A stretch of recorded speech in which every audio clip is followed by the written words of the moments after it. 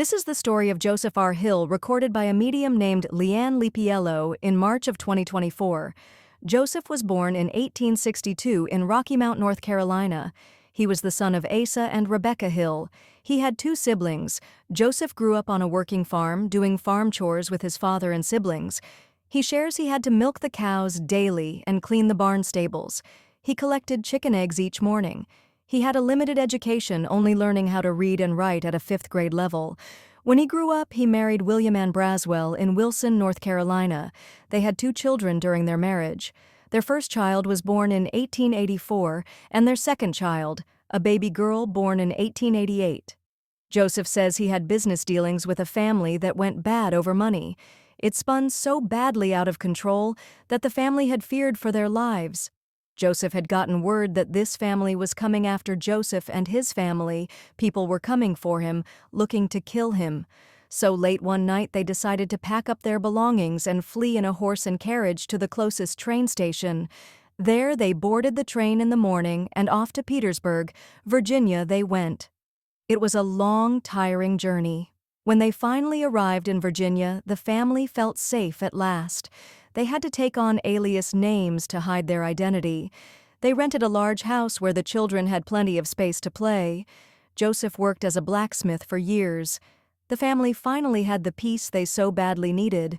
Until about 10 years later, Joseph had been gambling money and had made connections with mobsters. He got himself again into trouble. This time it was mobsters owing them a lot of money he couldn't pay back. One night they came after Joseph and beat him so badly they left him for dead. He was coughing up blood and he went unconscious. He woke up and found himself wandering the streets. He didn't feel any more pain and no more bleeding. He was perfect. He didn't realize he had passed away until he tried to get back home to his family, trying to talk to them, and they couldn't hear him. He hung around the house until a police officer came to the door to deliver the news his wife's husband was murdered. When his wife let out a scream, he realized he was dead. Joseph couldn't accept this. He had a wife and two young children to look after. He wanted to stay with them and not leave. He watched his children grow up and get married and have children of their own, but he just couldn't let go of the fact he was murdered. He spent several years wandering the streets in hopes someone would catch his perpetrators. He felt stuck here, unable to move on. Until one day he realized his second great-granddaughter was a medium, and maybe if he made contact with her, she could help him.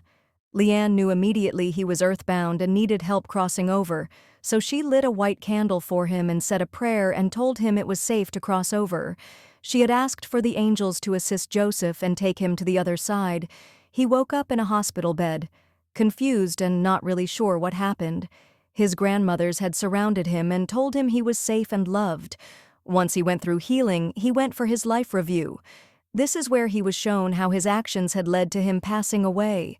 All the errors he had committed, but also the good memories too. His marriage and the birth of his two beautiful children whom he loved so much.